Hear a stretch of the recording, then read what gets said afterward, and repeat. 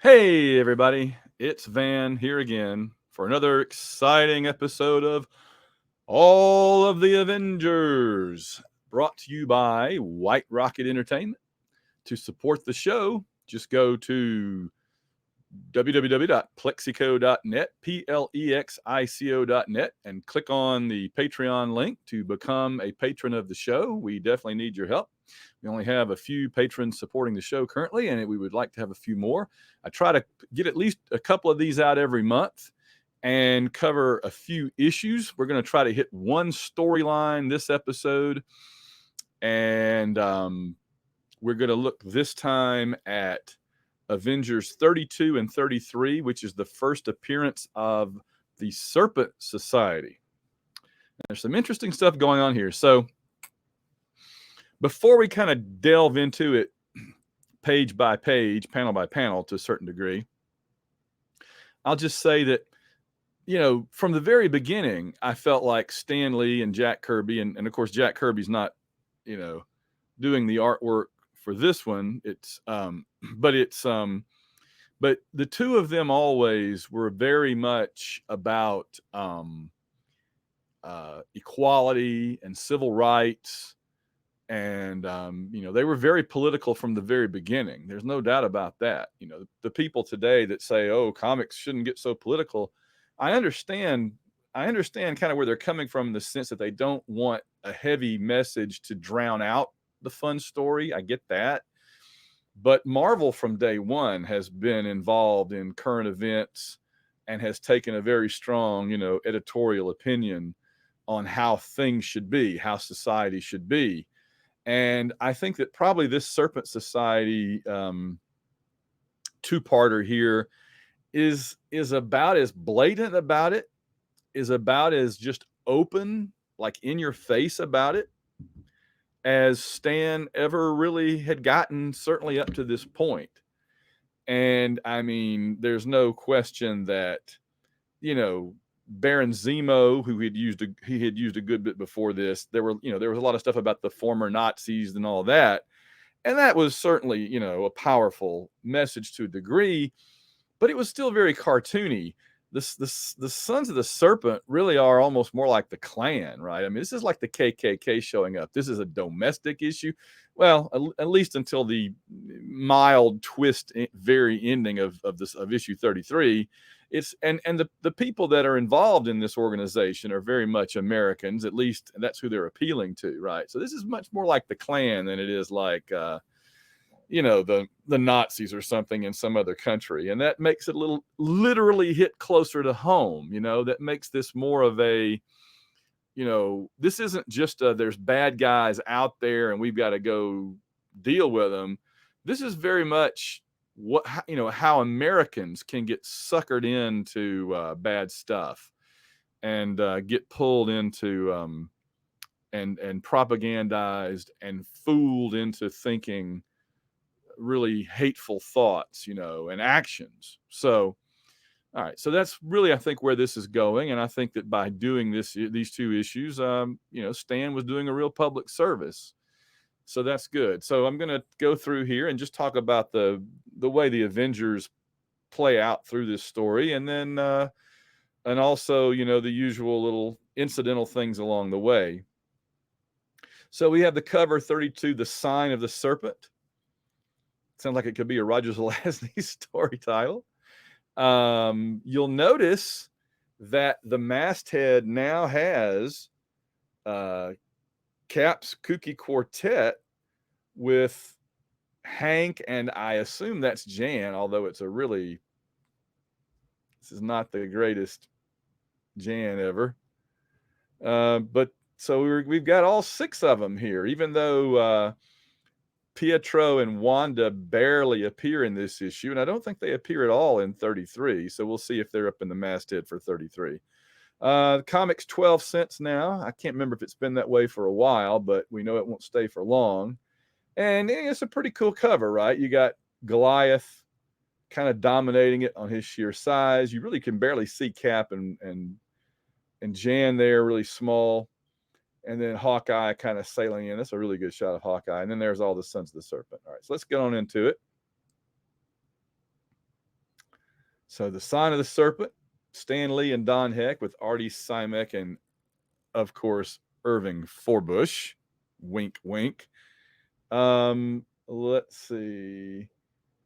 So once again, we are told how important the comic book we're about to read is. Stan puts it there as, get real comfortable, read this one slowly, carefully. It's just possibly one of the most deeply moving, offbeat thrillers of the year, and we want you to savor every prize-winning panel. I'm assuming he's being hyperbolic there. Stan being hyperbolic? No, surely not. Because I don't know that it had won anything. Certainly not at the point they were still writing it, putting this caption on. But in any case, the Avengers, of course, overreact to something in their own headquarters. And by the way, I love the way that Don Heck draws the machinery inside Avengers Mansion. He's very much carrying on Jack Kirby's tradition of this ridiculous futuristic equipment on both sides of the room. But of course, George Perez also carries that to the next level with what he does with it down the road a little bit. And I'm really looking forward to getting to the Perez issues, but that's still going to be a little way away. Although let me take this opportunity to point out, I do intend to move things along here. We're going to look at more long-term story arcs and kind of zip along, because I don't want to be 150 years old and still trying to catch up to the present with the Avengers. So in 2023, we're going to make some serious progress through covering more issues. I guarantee you that. The early issues I want to kind of go through one by one or two by two, but and we're doing two this time, but I'm going to keep doing more than just one or two issues per. I think that for right now, that's not a bad thing. So, all right. So we have a very strange interplay here between Captain America and Hawkeye, where it almost seems like they're getting along for a moment. That can't possibly be true, but it really does seem like they are. You'll see that Captain America compliments Hawkeye on his shot, and then Hawkeye says kind of that's like calling the Mona Lisa a good drawing. And Cap says, "You're right, partner. It was a masterpiece." Now you're talking my language, leader man. So interesting that they're getting along. And then Cap defers to Hank as if Hank wants to be the leader. Because, Stan was always very big in the Avengers on, how long you'd been a member. So the original Avengers, everybody defers to them, Thor, Iron Man, and then Captain America Thor, Iron Man, the Pims, they weren't the Pims yet. And, not really the Hulk. So really, let me try again. Thor, Iron Man, Henry Pym, and Jan. But again, Jan's a woman, and it's 19, hold on, I didn't get the year.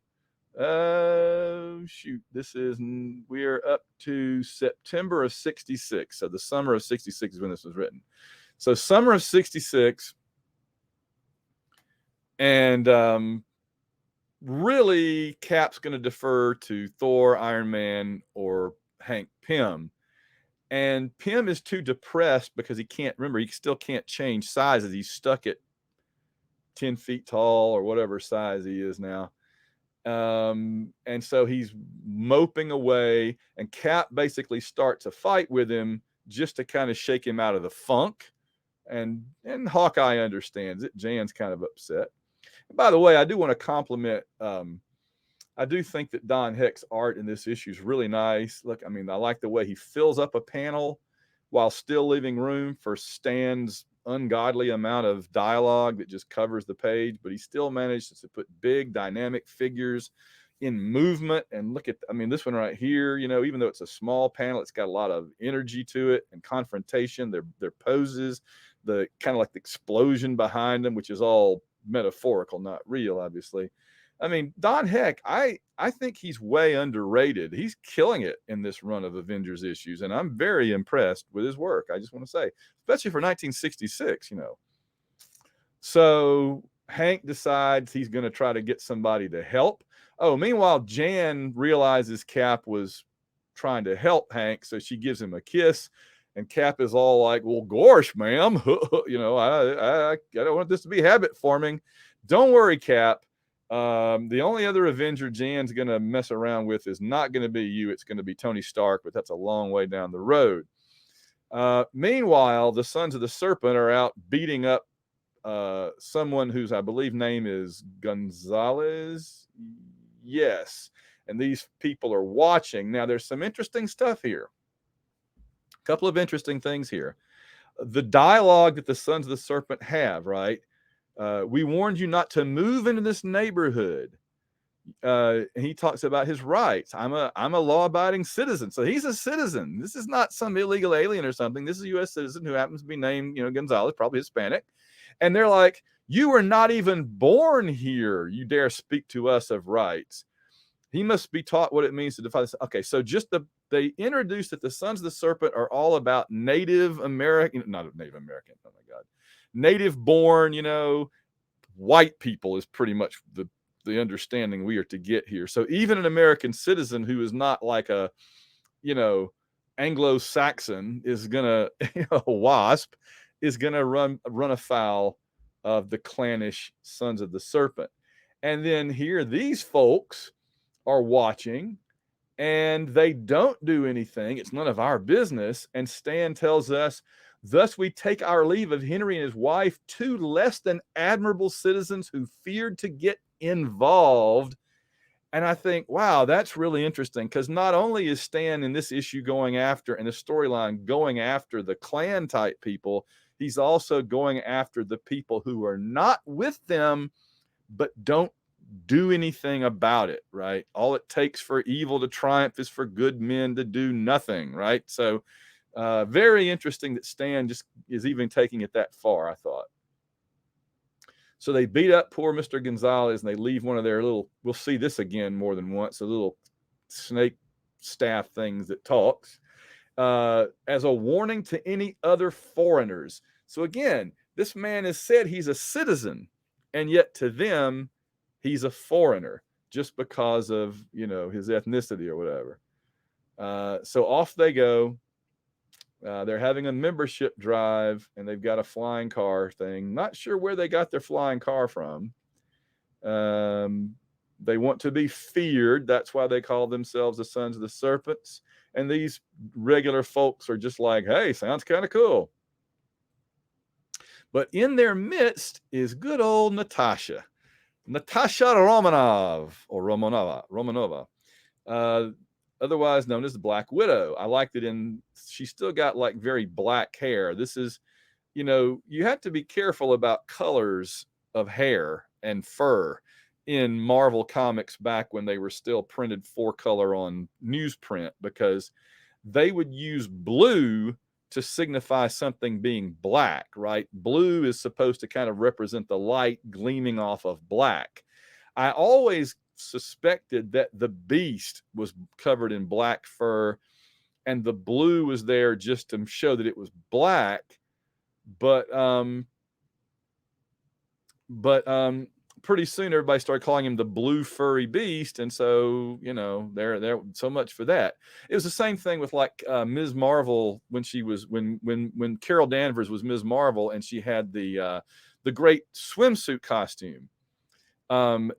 It had blue highlights, which I always took to be it's like black leather and it's glinting. So it's never really clear in those old comics whether something is black or blue or black with blue highlights or blue. It's kind of hard to tell. All right. So Hank's being his usual jerkish self in the lab, making Jan upset, right? I need a top-notch scientist, not a chattering female. Dude, she's there to help you. I'm not sure why you're smarting off at her. So she stomps away and he goes out to find a scientist. Meanwhile, Natasha comes swinging in and smashes through Hawkeye's window. He's in the Clint Barton mode here. And he's like, oh, hey, Natasha, how you doing? And they talk. And I'm like, she just smashed your window. If it comes raining now, your stuff's going to get ruined, your carpet, whatever else. I don't understand why she felt the need to smash through his window. I would be very unhappy if somebody smashed through my window. It cost a fortune. I guess it's Tony Stark's window, so he's not that concerned about it. All right, so the Black Widow is back with us. Speaking of Tony Stark, Hank calls up Tony Stark to get a referral for a biochemist, and Tony refers, And it's the first appearance of Bill Foster, who will someday be called a lot of things, early on called Black Goliath, which never made a lot of sense to me. Black Panther makes sense because T'Challa is a Black Panther, influenced. Black Goliath, what's it's like, if he had a bow and arrow, would he be Black Hawkeye? It's just weird, right? So anyway, it's Bill Foster. You may remember he appeared in the second Ant-Man movie, played by Lawrence Fishburne, which is pretty cool. He dies later on during Civil War around 2006 or thereabouts, which I thought was a bad move. They were just looking for a minor Marvel character to kill, I think. But anyway, Bill Foster shows up. Apparently he's a really good scientist. I'm not sure why he's dressed like a maitre d' here, but that's okay. So he's helping Hank to work on figuring out how to shrink back down. And it's not going too well. And then Jan brings him some coffee or something, food, I think. Meanwhile, across the Atlantic Ocean, another scientist is working on issues that Pietro, it looks like Albert Einstein, or Mark Twain, that Pietro and Wanda have been having. And apparently their powers are going to be restored to full. I had forgotten their powers weren't full anymore. It feels like it seems like I remember maybe they were their powers were dipping a little bit or something, especially Wanda. So they found this scientist somewhere. We are not told exactly where, but apparently their powers are going to be restored to normal. Okay. Whoa, by the way, I missed at the bottom here. So meanwhile, and then they get, Cap gets a cable from Wanda and Pietro that they may be rejoining before long. Yay. Okay. So they're on the way back. And then Bill Foster is out walking around the street and is accosted by the Sons of the Serpents. They really are everywhere. And of course, they beat him up. He got what he deserved. He refused to swear never to set foot in this neighborhood again. He was a fool. So now here comes Goliath to help him up. And there's the stick. And they bring it back inside. And I was thinking that it gave them a message here. But I think this one just is taunting them. Okay. So the Avengers are now going to investigate the Sons of the Serpent. And so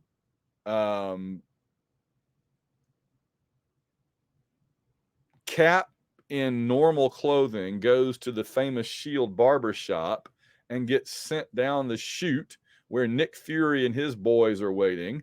But Cap reveals that he's Cap and tells Nick Fury, I want to go after the Sons of the Serpent. So he looks through the Shield files, and then the Avengers will take over. Meanwhile, another plot development. There's a lot of stuff going on in this issue. Meanwhile, General Chen, who is a dictator of some foreign country, we're not exactly sure where, but this is, of course, early in U.S. direct involvement in Vietnam in 1966. Just like, what you kind of see with Iron Man in those early issues. And so, General Chen is coming to speak at the UN, and he's attacked, allegedly. I think in retrospect now, I think this is probably a setup.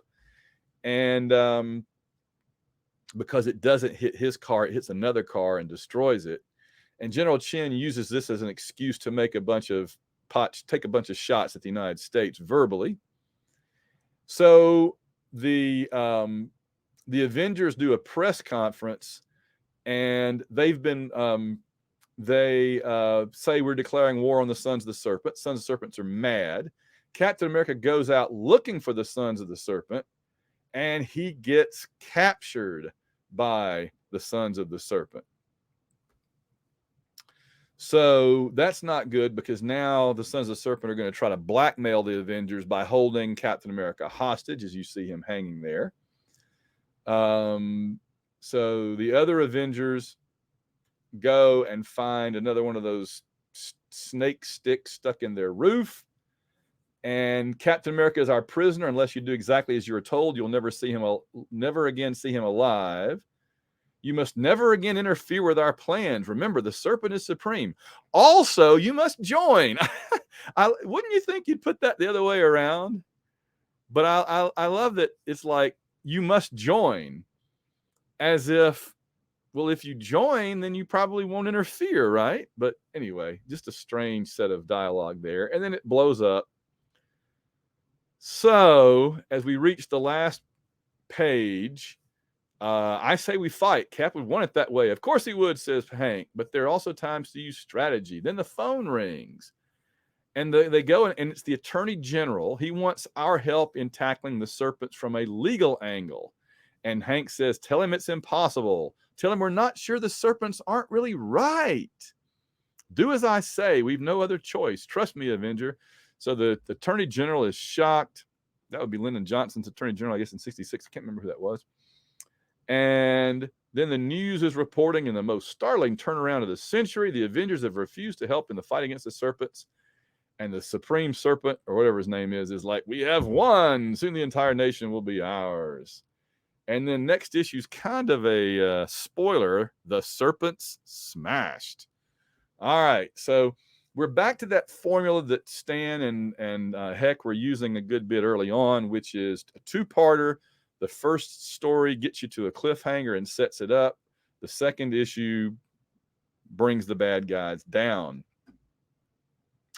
The only thing of interest in the post-story matter here is the Fantastic Four and the Silver Surfer, with the Surfer attacking the Thing. That would be, I think, issue 55, yeah.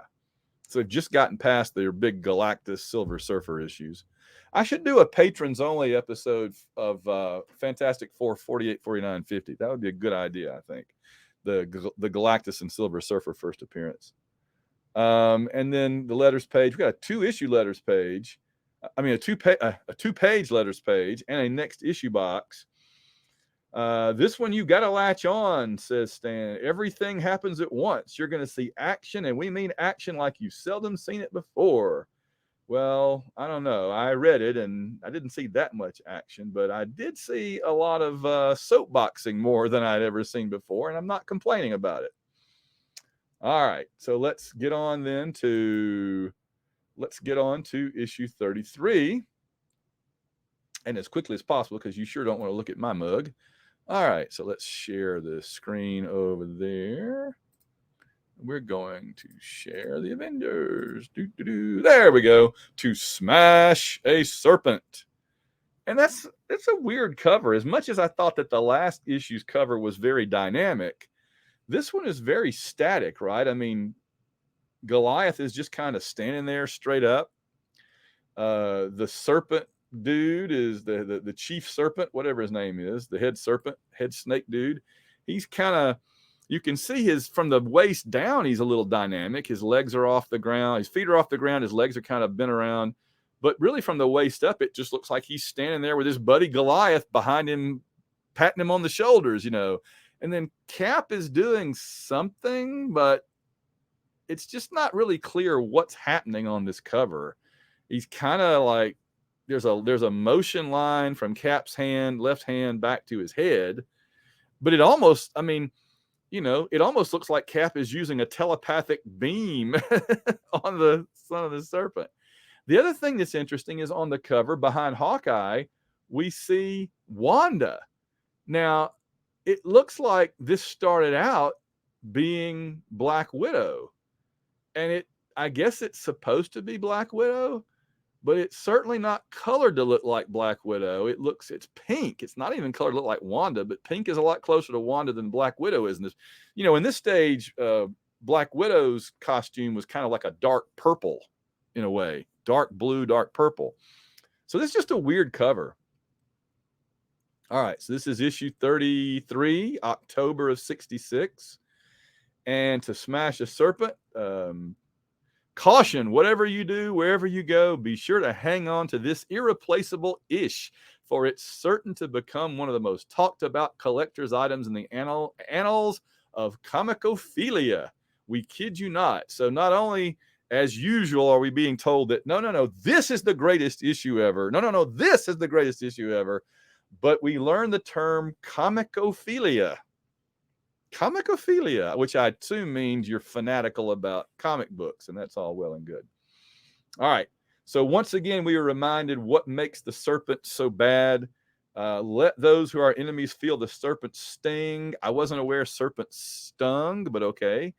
The blood of Americans must be kept pure. There we go. So there's a line that shows you kind of where they're coming from. Foreigners must be banished. Only the serpents can truly protect our liberty. Once we rid this nation of those of different creeds, different heritages, then we shall rule from shore to shore. The serpent shall be supreme. The Avengers are powerless to stop us. I failed to mention a very important point back in the previous issue, and I'm not going to go all the way back and show you, but I will tell you because I promise it's there.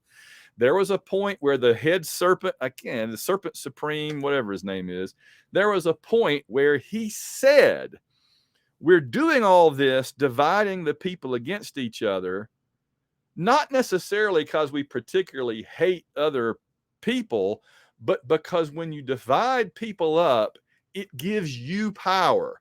And I mean, that's a McCarthyism, truism, right? Senator McCarthy back in the day. That's a thing that we still see now today. Those who would make us fear vague things we don't understand, or make us fear each other, make us fear things that are different from us, make us fear people that are different from us, right? That is so true today as much as if ever, if not more. And I really do appreciate Stan going there with this issue. All right, back to the action. So to all of this talk, Cap says, I fought lots of madmen in my time who tossed around slogans like that. One of them bragged that his Reich would live 1,000 years. Got any idea where he is now? And of course, the snake boss says, bah, idle talk will avail you nothing. So, all right, so Cap's trying to get loose, but he's failing, and then the head serpent comes back. Fool, you might have joined us and been one of the supreme ones. Instead, you chose to cast your lot with the rabble. Those who defy us are traitors, and you like they deserve no mercy, so speaks the serpent. That's the same kind of talk the Red Skull has always used with Cap, right? The Red Skull has never understood why Cap helps the downtrodden, the poor, the people who need it. He's like, you have power, and I mean, Steve is about as much of an Aryan Superman as you could really have in comics. He really is.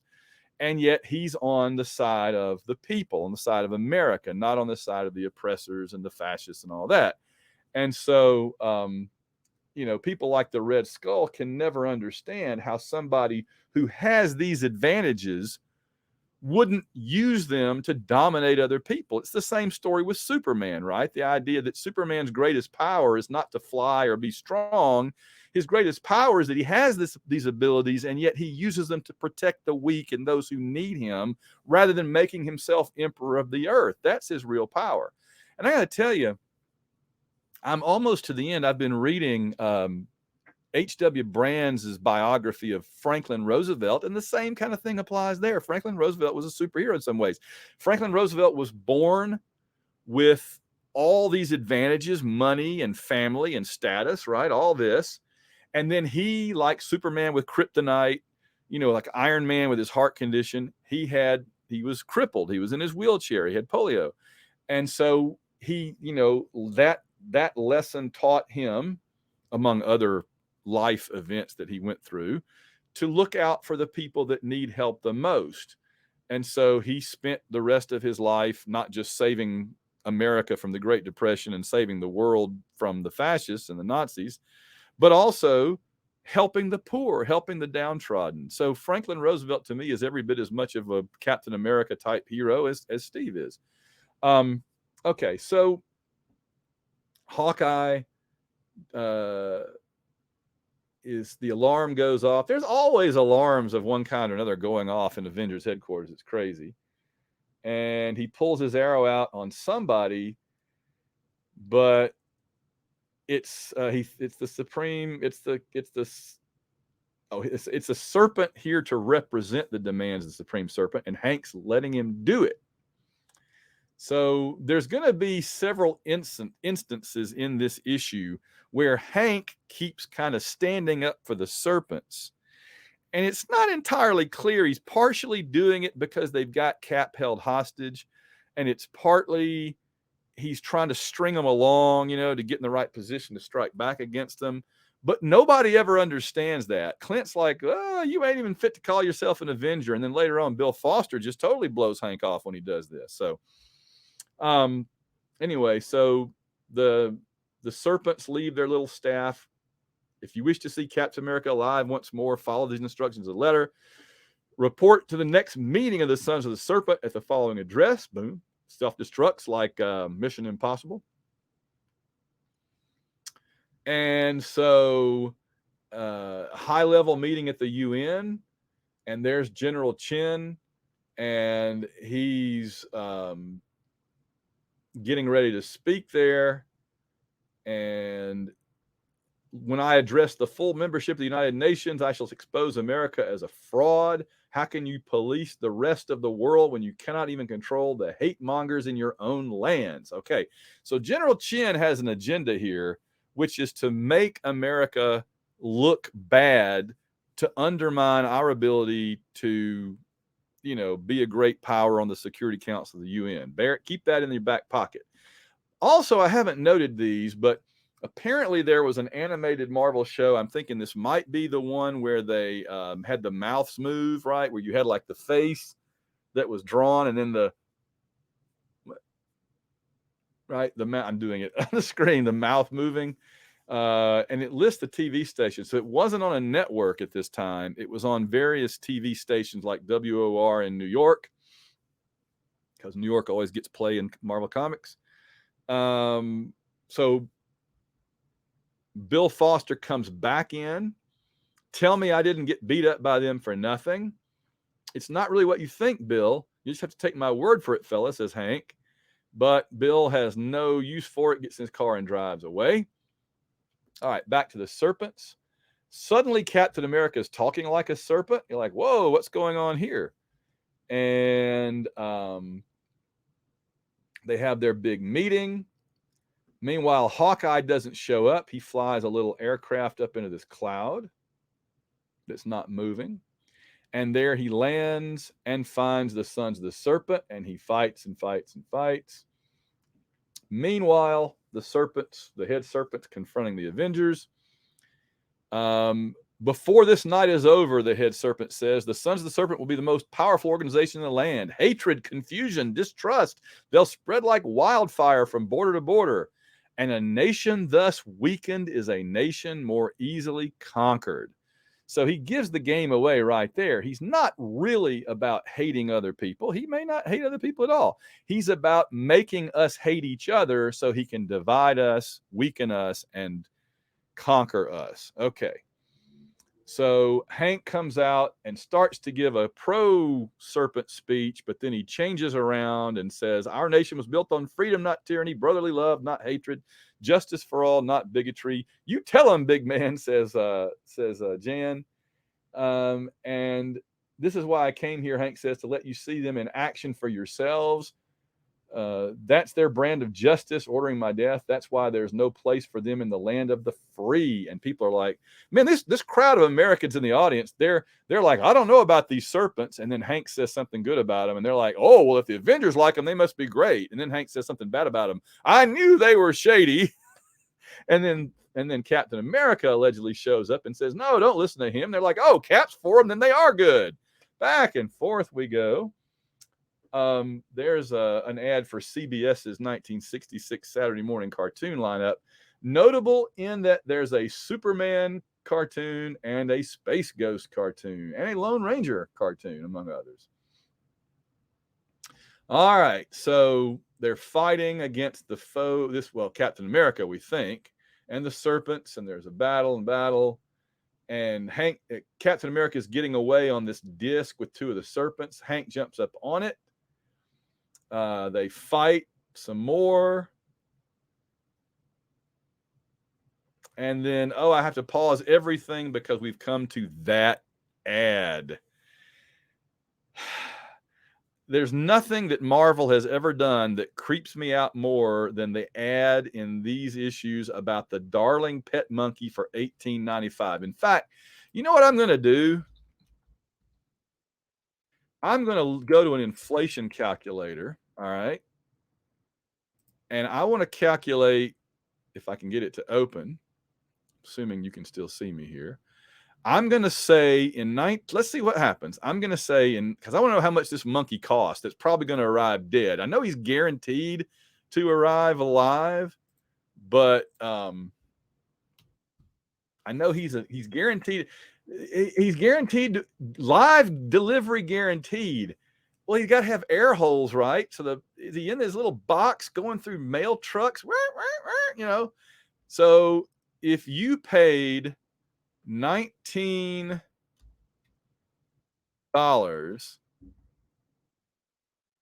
holy cow!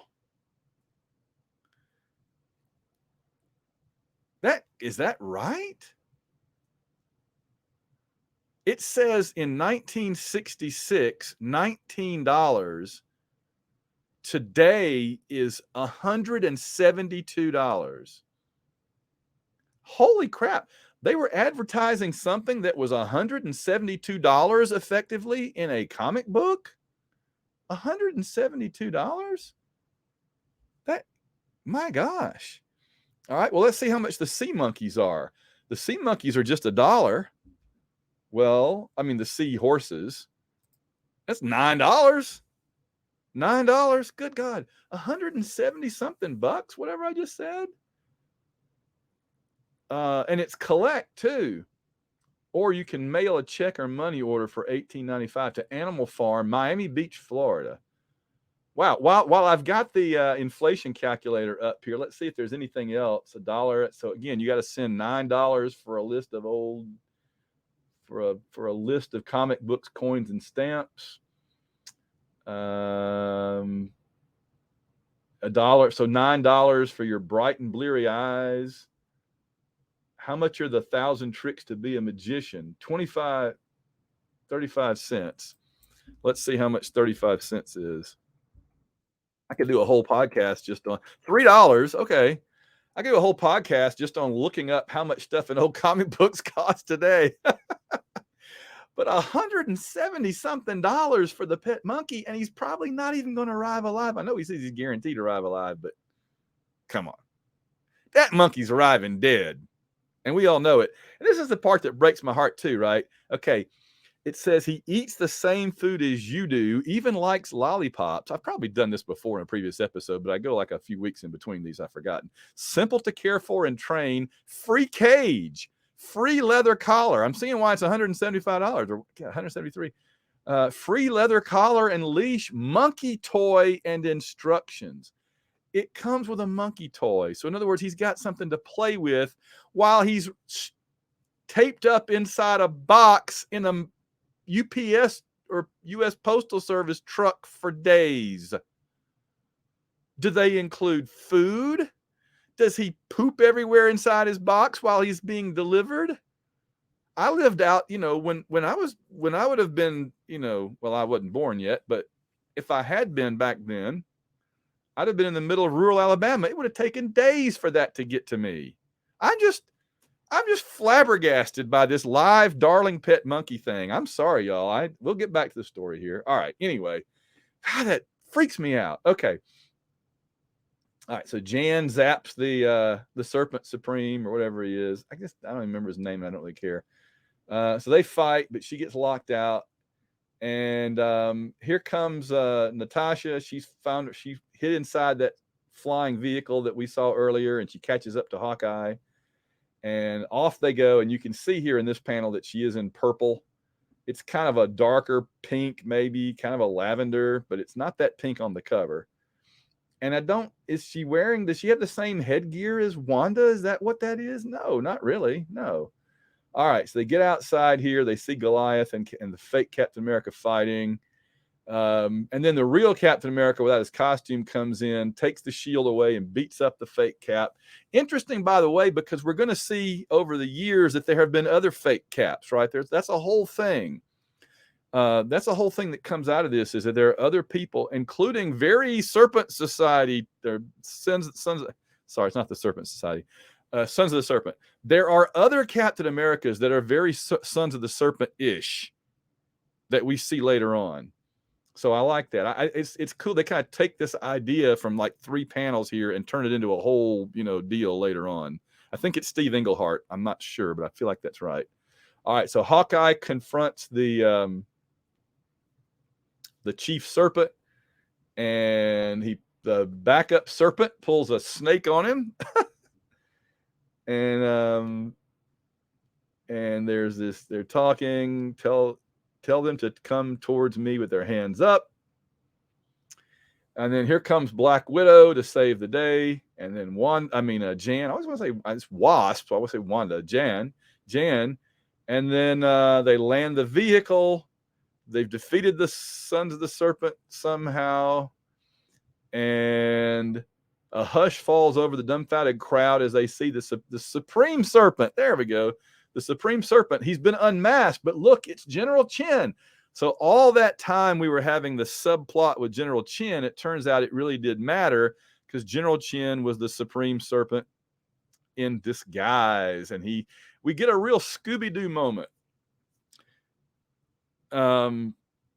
Captain America says, still expect to denounce America to the UN for not clamping down on the Serpents, General? And General Chin says, bah, everything would have worked perfectly if not for you meddling kids. Accursed Avengers.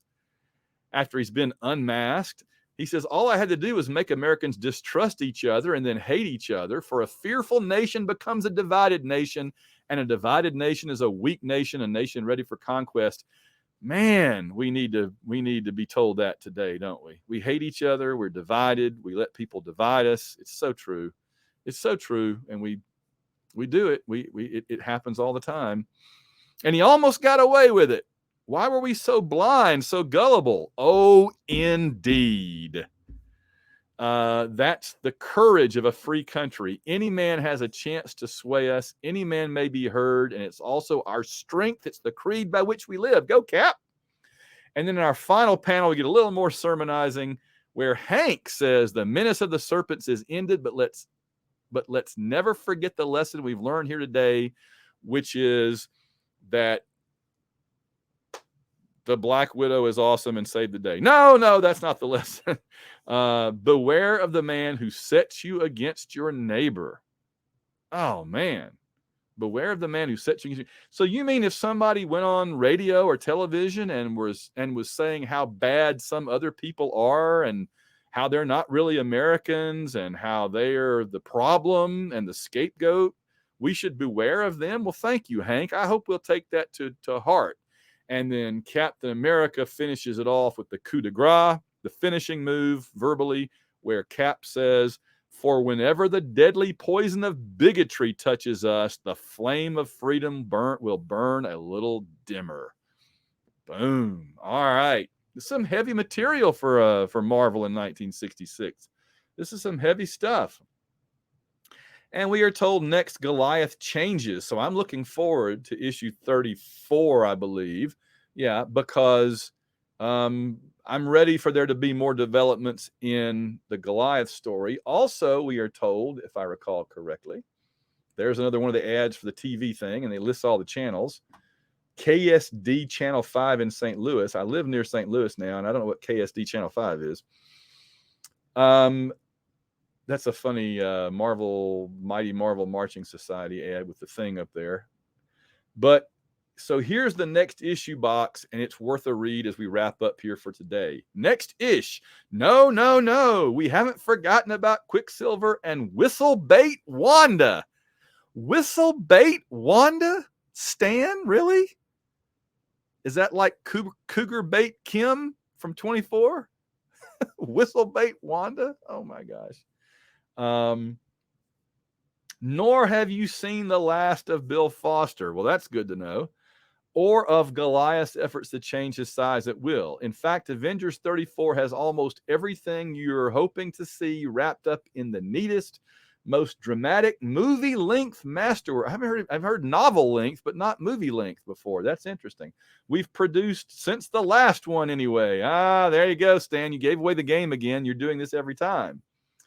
You'll find a new locale, a new perilous problem, the usual swingaroo of a supervillain, another Stanism, swingaroo, and possibly the most exciting reading fun imaginable. So stay with us, Marvelite. Remember, there's a U in bullpen. Wow. Yeah, there's also a lot of bull in bullpen, but we'll go on. We'll leave that alone. Or forgive us our corniness as we forgive others. Amen. Enough said. There you go. All right. Avengers Assemble? No. Avengers. I don't have a sliding scale thing for this one, so I have to roll it back manually, but I'm going to go back to the cover. Again, it's not the greatest cover ever. We'll go to the splash page. Yeah, Avengers 32 and 33, the first appearance of the Sons of the Serpent, and they are sons of something. The first appearance of Bill Foster in this storyline, and hopefully the return of Wanda and Pietro. And you know what kind of passed almost unmentioned at all there is Natasha, the Black Widow. It really felt like she's being kind of foisted into the team. And I said I would check the masthead. Yeah. So Wanda and Quicksilver weren't even in this issue. They're in the masthead. Jan looks a heck of a lot better in this picture, but it really kind of needed Black Widow. And I know she's not a member yet, but she did a lot more than Wanda and Pietro did in this issue. She kind of saved the day. So I'm looking forward to when Natasha is an official Avenger. And I'm sure it's coming. I don't know exactly when that's coming, but I know it's coming along. So we'll keep an eye out for that. All right. This has been another exciting episode of all of the Avengers. I failed to mention at the beginning, I am reading every issue of the Avengers and talking about them and what I find interesting and relevant and not, and so forth. Go to www.plexico.net, plexico.net, or to whiterocketbooks.com. Go to our Patreon. If you will be so kind and sign up for all of the Avengers on Patreon. And I'll continue to do these patron-only episodes here and there as long as you guys want to see them.